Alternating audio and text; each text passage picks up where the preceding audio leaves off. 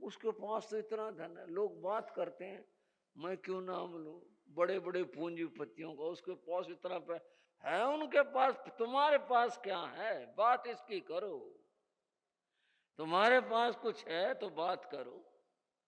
फलाने उसके पास है और वो विश्व का सबसे बड़ा पूंजीपति है, वो भारत का सबसे बड़ा पूंजीपति होगा, रहे जाओ। तुम्हारे पास क्या है? जो तुम्हारे पास है उससे बनोगे धनवान। दूसरों का धन गिनने से कोई धनवान नहीं बनता। ये जो केवल मात्र, अब थोड़ी सी बात समझना, भटकना नहीं है। या तो कर ली किताबें, ये दूसरों का धन गिनना हुआ, वो बात तुम्हारे जीवन में कितनी आई, ये चरित्र हुआ। असली ज्ञान यहां से होगा कि जो तुमने पढ़ा है वो तुम्हारे जीवन में भी हो तो तुम सचमुच में ज्ञानी हो। जिसको मूर्ख कह रहे हो, मूर्ख है नहीं, वो ज्ञानी है। उसके जीवन में चरित्र है, इससे बड़ी बात और क्या होगी। तो बंधुओं, ये परिभाषा हमारे को बदलनी पड़ेगी। जो हम ये कहते हैं कि मूर्ख है ज्ञानी है, ज्ञानी वह है जिसके जीवन के अंदर चरित्र है, वही ज्ञानी है। चरित्र ही ज्ञान की सही स्थिति को बनाता है। चरित्र न हो तो फिर बात नहीं बन सकती। जैनाचार्यों ने एक और बात कही, और क्या बात कही, जहां खरो चंदन भार वाही, भारस वाही नहु चंदनस। एक गधे के ऊपर चंदन लाद दिया। चंदन तो बड़ा महंगा होता है, श्रेष्ठ बढ़िया चंदन लाद दिया उसके ऊपर। वह खर गधा जिसकी कमर के ऊपर चंदन लादा हुआ है, वह भारत स्वाहु वाहिणु चंदन से, वो बोझा ढोता है। उसे चंदन के मोल से कुछ नहीं पता कि मैं चंदन ली हूं, मेरे पास चंदन है, मेरे पास इतना चंदन है, इसका उसे कुछ नहीं पता। चंदन उसके लिए भार है। क्या है भाइयों?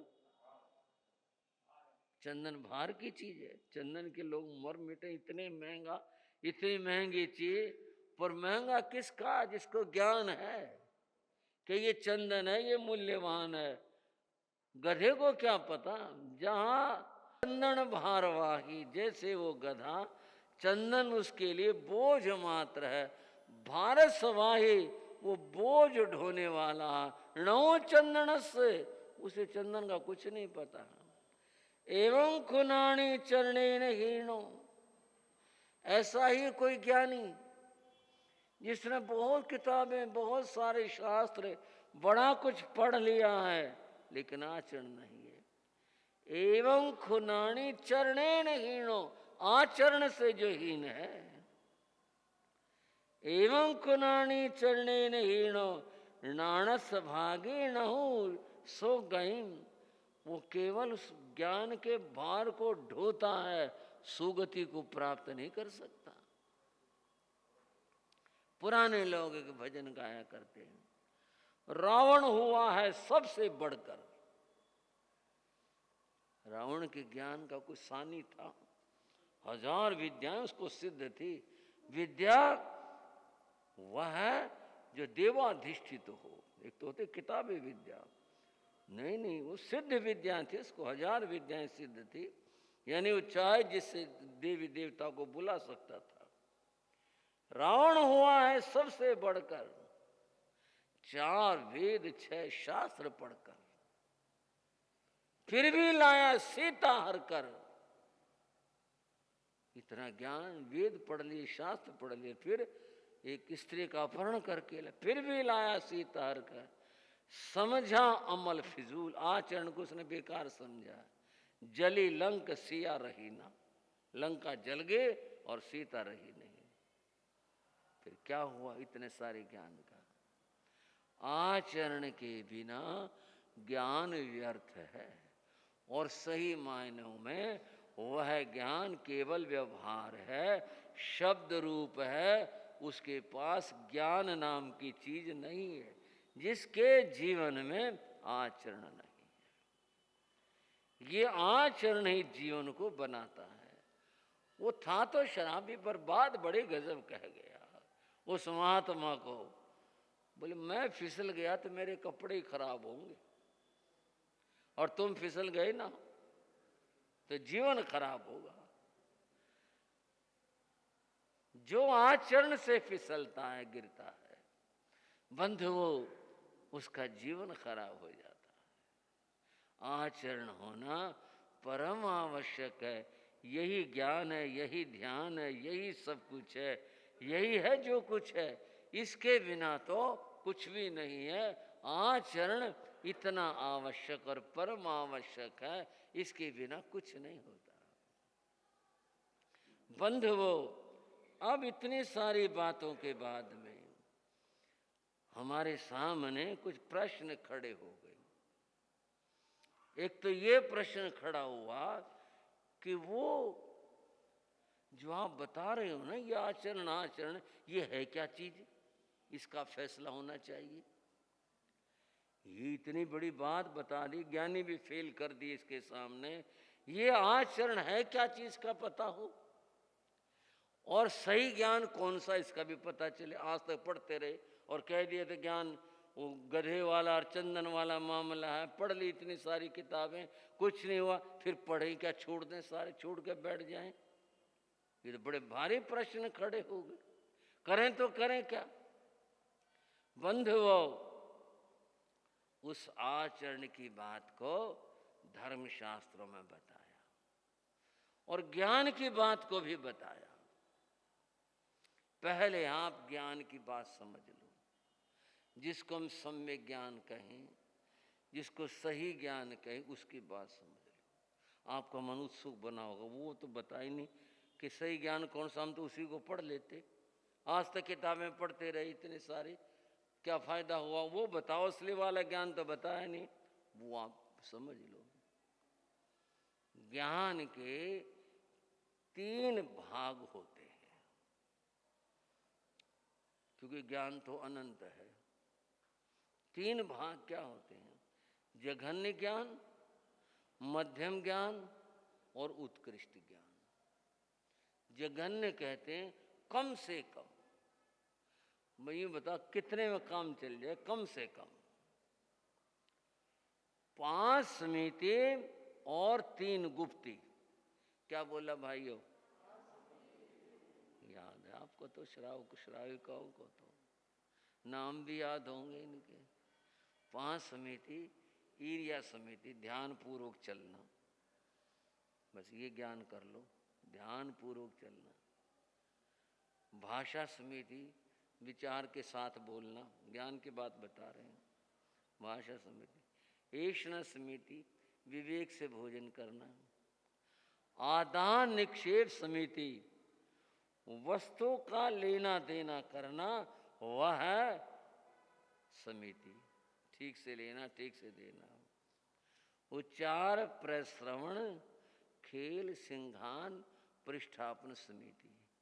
त्याज्य वस्तु में, छोड़ने वाली वस्तु में विवेक के साथ छोड़ना, इसका नाम है, यह है जिसमें उनका परित्याग किया जाता है।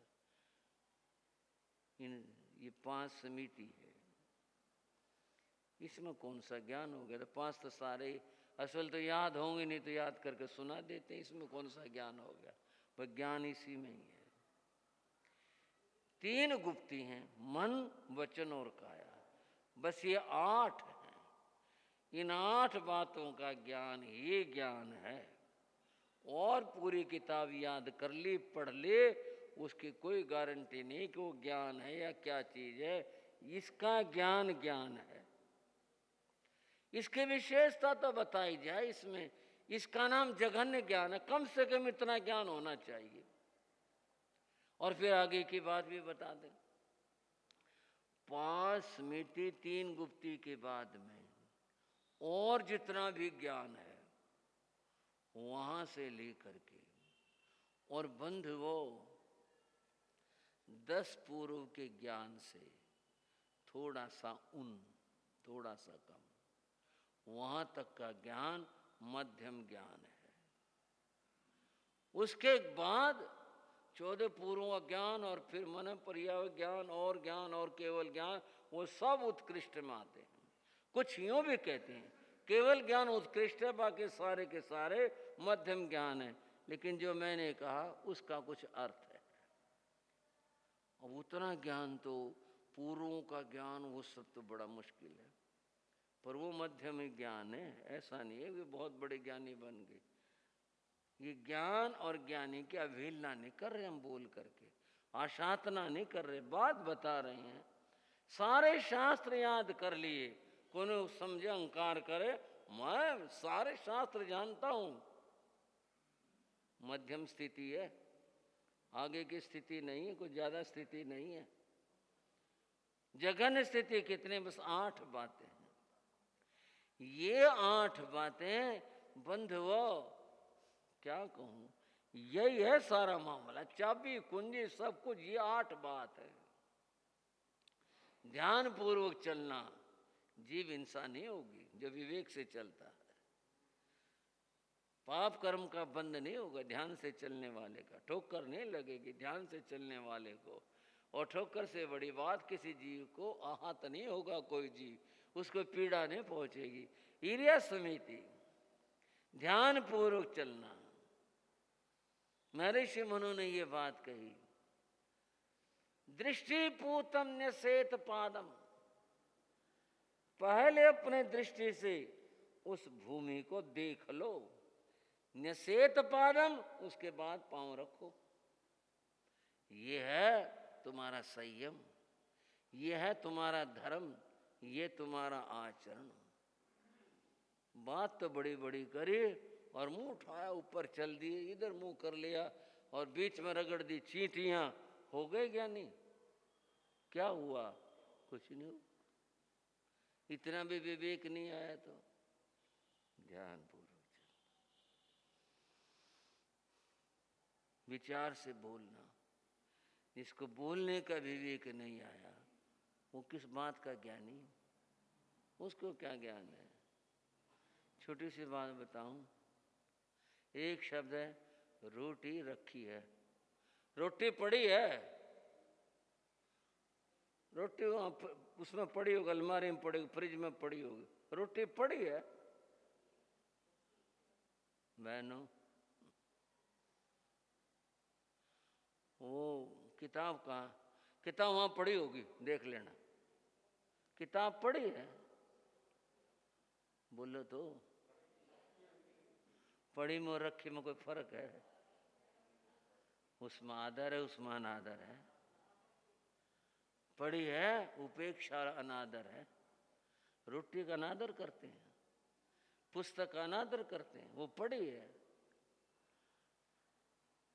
लोग तो आदमी के लिए बाहर पड़ा होगा, खाट पे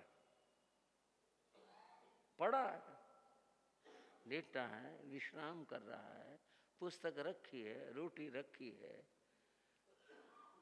भाषा का विवेक होना बड़ी बात है, ज्ञान है ये। हमें पता होना चाहिए हम क्या बोल रहे हैं, ज्ञान है ये। और बंधुओं, जिसको ईश्वर समिति खाने का विवेक है, बहुत मुश्किल पाठ है, ये आसान नहीं है। खाने का विवेक हो, जिसमें क्या खाना है क्या नहीं खाना है ये विवेक हो, क्यों तो आदमी बीमार पड़े। आपको और कर्म कहा जाए, कर्म तो अपने जगह, पर ये तो पहले समझ लो, जो आदमी विवेक से भोजन करता है वह आदमी स्वास्थ्य रक्षा करता है, धर्म रक्षा करता है। खाने का विवेक हो। एक आदमी ने पूछा, बोले महाराज जी रात को अनाज छोड़ना चाहता हूं, बाकी खा सकता हूं? मैं तो साधु हूं, कभी कभी हंसी का मूड, मगर रात को अनाज क्यों छोड़ना चाहते हो? मैं कोई प्रेरणा दे रहा था, खा ले, तो मैं प्रेरणा दे रहा, मुझे पूछना महाराज को अनाज क्यों? यूँ कहते हैं राज का नाच छोड़ दें धर्म लगता है, यूँ कहते हैं। और मगर बाकी चीज़ बर्फी खाओ, पेड़े खाओ और खाओ, ड्राई फ्रूट खाओ, कुछ खाओ, मगर वो सारा धर्म है रात को खाने का। एक हमने शब्द पर कुछ तो होगा, ये जो कुछ है ना ये हमें बड़ी बड़ी छूट दे देता है, ऐसा नहीं होता। रात्रि भोजन त्याग करो, वही ना बात खाने के विवेक की, भाई रात्रि भोजन का त्याग है। ठीक है मनुष्य कमजोर है, पेय पदार्थ उसने अगर रख भी लिया पर खाने का तो त्याग करो। एक अन्न की बात करके और ये तो कुछ तो हुआ, इस कुछ ने हमारा जो है ना बहुत कुछ ऐसा कर दिया और सारी चीज खाते हैं। पता है ड्राई फ्रूट में कई बार छोटा मोटा वो भी निकल आता है, फिर क्या कहें, याद करके भी ऐसे से होने लगती है तो, और वो खाया जाए। वैसे ही साफ सुथरा हो तो भी नहीं खाना। जब खाने का त्याग है, खाना छोड़ रहे हैं, इसमें भेद क्यों कर रहे हो भाई? ये ड्राई फ्रूट खा सकते हैं, पेड़ा खा सकते हैं, बर्फी खा सकते हैं, फला चीज खा सकते हैं, और अनाज छोड़ दिया हमने बड़ा भारी कहा। यूं कहो रात्रि भोजन नहीं करना, फल खा लिए, क्या बात हुई बताओ? ऐसा समिति खाने का विवेक हो जिसमें ये पहचान है। गुरु महाराज के जमाने की बात बताता हूँ। गुरु महाराज जी गांव में ठहरे थे, वहां पर ये बात मजाक की बनी आपस में। कुछ लोग कहीं बैठे हुए थे, पहले लोग गाय दुकान के आगे बैठ गए, दुकान में बैठ गए खोल करके, बस ऐसे गाहकी का टाइम हो लिया, गप्पे मार ली, बैठे हुए थे। जैन भी बैठे थे, कुछ दूसरे बैठे थे, किसी की आलोचना नहीं, घटना है, ऐसा कोई भाव नहीं किसी के प्रति कुछ कहने का। वो बैठे गप्पे मार रहे थे, एक कुत्ता आ गया, ये भी बेचारे फिरते हैं रोटी की तलाश में, वहां आ गया। जो दूसरे भाई थे जैन नहीं थे, वो बोले आ गया भाई जैनी कुत्ता। अब इसके दो अर्थ हो गए, एक तो जैनियों का कुत्ता, एक ये जैनी कुत्ते हैं, एक ये अर्थ हो गया इसका। शब्द के दो अर्थ निकल गए। जैनियों का कुत्ता तो चलो वे चल जाए, जैनियों की गली में रहता है, जैनियों का कुत्ता है, जैनी कुत्ता, ये जैनी जो कुत्ते होते एक ये हो गया। तो मजाक की बात थी, कोई ऐसा नहीं था कोई झगड़ा हो,